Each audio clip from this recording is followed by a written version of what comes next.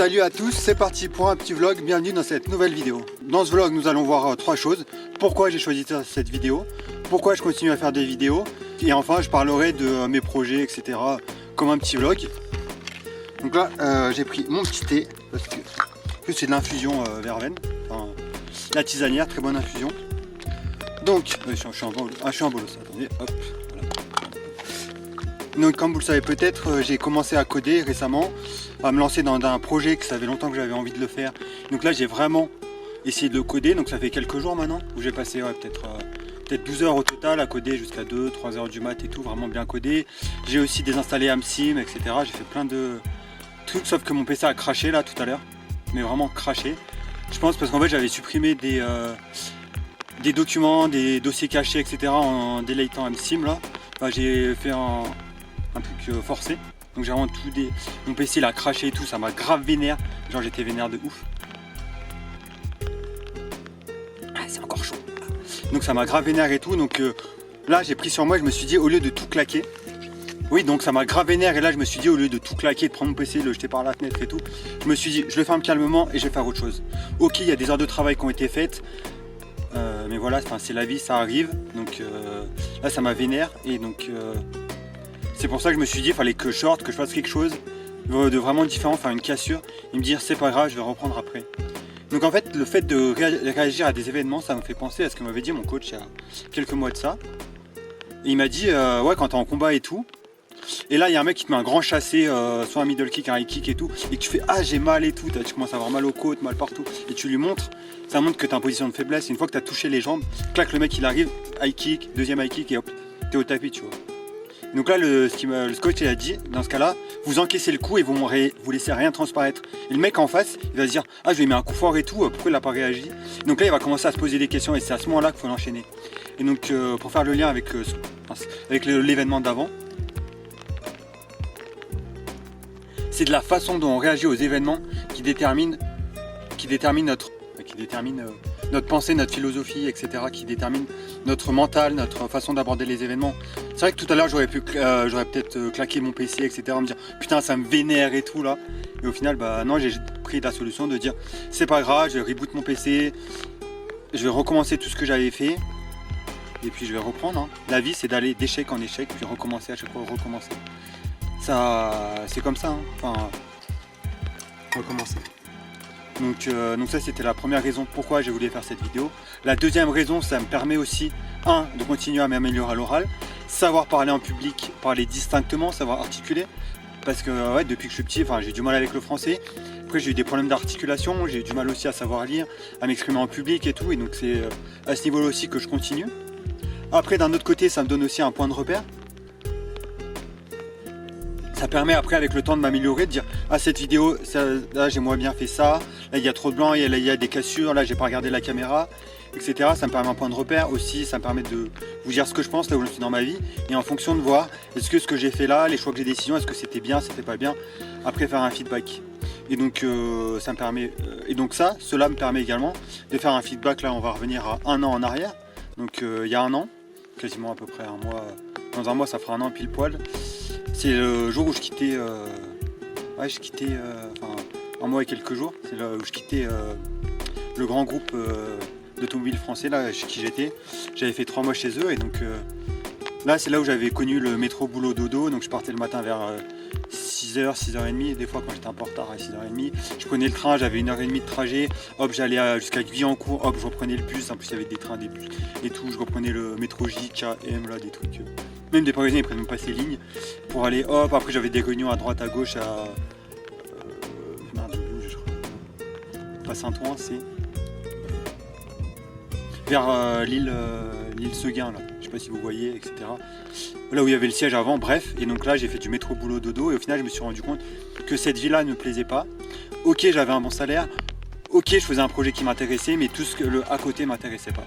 Donc après les gens m'ont dit quand je travaillais oui il faut vraiment rester là, je te donne des conseils par exemple que je fais comme mon petit frère, etc. Des conseils en disant oui il faut pas abandonner, il faut continuer et tout, c'est comme ça pour tout le monde. Et donc moi j'ai décidé bon bah je prends mon envol, de toute façon j'ai rien à craindre, enfin je perds mon emploi et qu'est-ce qui se passe après? J'ai un bon diplôme, j'ai confiance en lui, je vais retrouver direct du boulot après. Malheureusement ça s'est pas passé comme ça. j'ai quitté ce grand groupe, j'ai été au chômage, j'ai commencé à passer d'entretien sur entretien. J'avais potentiellement des pistes, des bonnes pistes, etc. Bon après, entre parenthèses, je mets de côté le fait d'être à l'étranger. À cause de ça, j'ai été recalé, mais je continue à chercher et tout. J'ai passé plus d'une quarantaine d'entretiens. Je me suis déplacé dans plusieurs villes de France, etc. Donc j'avais fait une vidéo, un vlog juste avant en disant abandonnez rien et tout. C'est vrai que j'étais un peu pessimiste, assez triste sur ce blog, mais bon, c'était la période qui voulait ça, mais bon, ça m'a pas empêché de continuer. Et donc pour continuer, ouais, il y a eu le coronavirus. Est-ce que c'est de ma faute? Est-ce que c'est de la faute de quelqu'un? On s'en fout.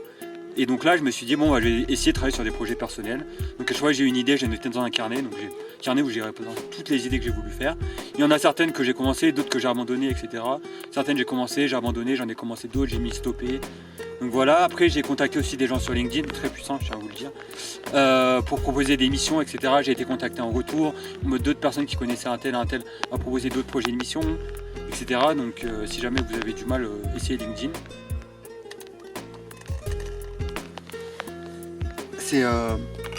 C'est vraiment un bon moyen pour entrer en contact assez facilement, parler de son expérience, avoir des projets. En plus, les recommandations sont faciles à faire. Il suffit d'ajouter le contact en disant tel contact, c'est une recommandation, il me connaît, il sait comment j'ai travaillé, il pourra confirmer.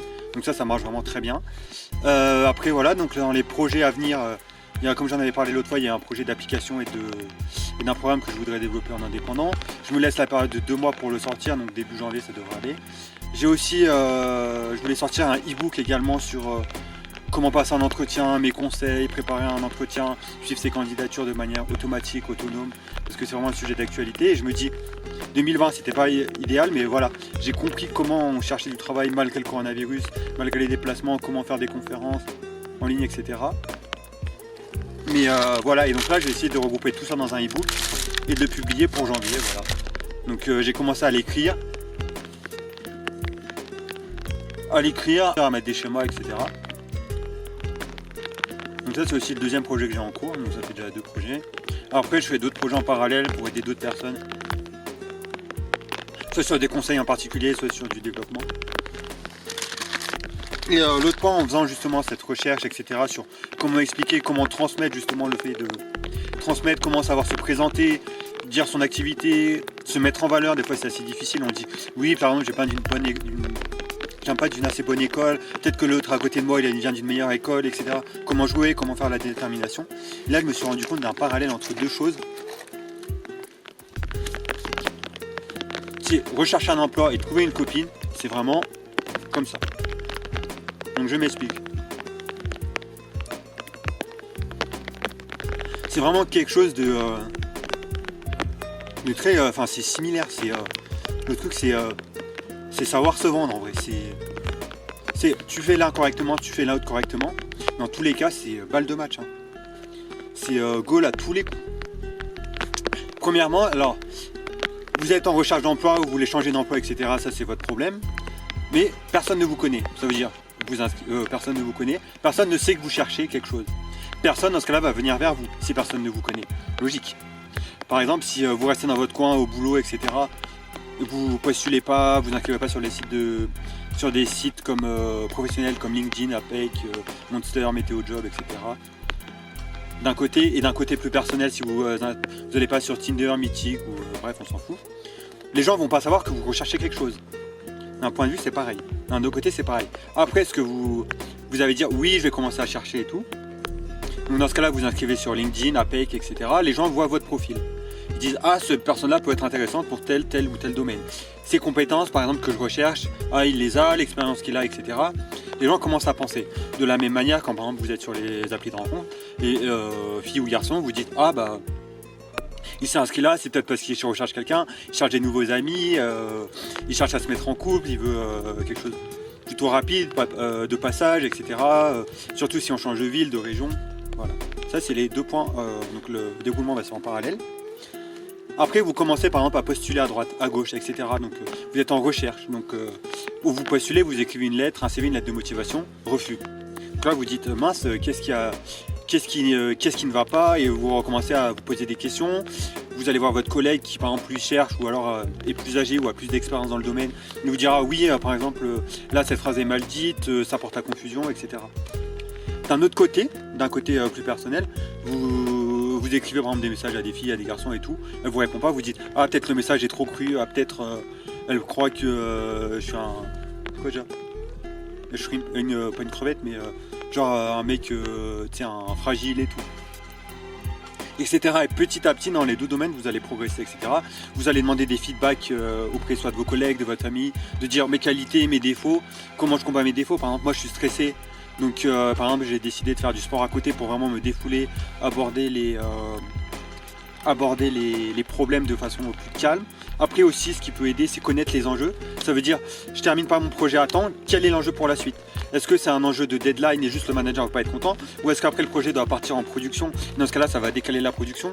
Donc dans ce cas-là, comment anticiper? Si jamais je suis en retard, je demande une personne supplémentaire, j'en parle à mon manager, etc. Il ne faut pas hésiter à communiquer. Dans l'autre cas, c'est vous avez un refus. Bon, vous avez un refus, c'est un refus. Enfin, après, on ne peut pas forcer les personnes à vous aimer. Enfin, je sais plus ce que je voulais dire. Donc voilà, vous allez en demander des conseils à soit à vos amis, à vos copains et tout, pour s'habiller mieux, pour parler mieux, plus distinctement.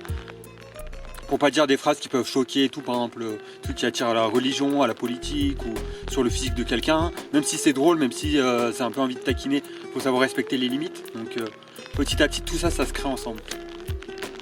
Après, l'autre événement, c'est par exemple, quand vous... Là, c'est un point très important sur lequel je me suis fait avoir personnellement. Si vous êtes en recherche d'emploi, ça c'est arrivé que pour l'emploi, et vous êtes désespéré, enfin vous vous dites, ah, faut absolument que j'ai un emploi et tout. Le recruteur en face le sent que... Il dit ah là j'ai le bon filon, là j'ai le bon poisson.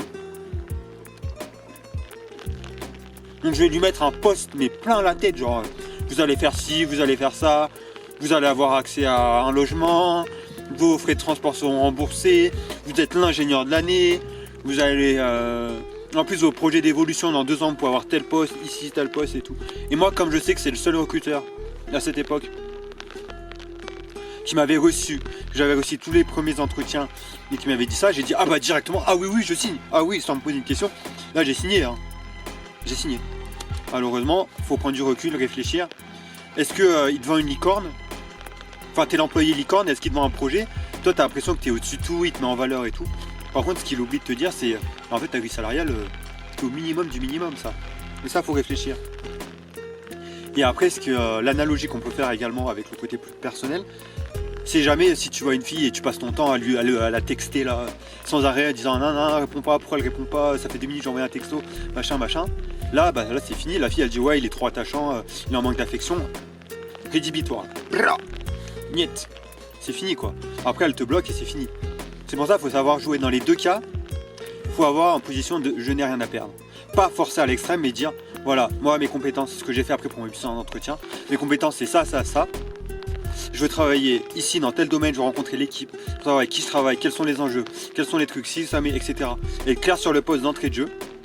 Et là, il faut que la personne en face ait une certaine confiance, etc. Et vous balade pas. Dans ce cas-là, vous pouvez demander à un collègue et après demander à contacter d'autres personnes de l'entreprise pour savoir ce qu'ils pensent de cette personne, est-ce que c'est vrai, est-ce que c'est pas vrai. Parce que des managers qui vous vendent du rêve, il y en a à volo, hein. Là ils vendent du rêve et tout. Donc là, j'ai pas d'analogie pour l'autre partie d'un point plus personnel. Mais méfiez-vous. Méfiez-vous des managers qui vous promettent la lune et qu'après, non, la grille salariale, ça reste la même. Ça, c'est des choses qu'il faut avoir à l'esprit. Et donc, tu arrives, tu dis, voilà, moi, je veux ça. Vous n'avez pas ça, je pars. Ce qui est possible. Le manager, ce qu'il fait, c'est qu'il dit, ah, mais monsieur qui a augmenté, ah, mais oui, mais je savais pas. Que ceci, ah, mais vous avez telle référence, alors que, enfin, mon œil, quoi. Mon œil, c'est marqué sur le CV. Mais après, il rencontre d'autres personnes qui disent ah mais oui j'avais travaillé avec lui et il voit que vous avez de l'importance et plus vous avez de l'importance, plus c'est lui qui est dépendant de vous et pas vous qui est dépendant de lui. Et ça c'est important. Et de la même façon, si vous êtes dépendant de quelqu'un, que ce soit une fille, un garçon ou vos parents, tout ça vous mettra des obstacles dans la vie à chaque fois. Si jamais vous voulez discuter de ma façon de penser, de savoir comment passer des entretiens, comment pécho d'ego, pas pécho d'ego, ou des gars ou... Voilà. N'hésitez pas à le mettre en commentaire là.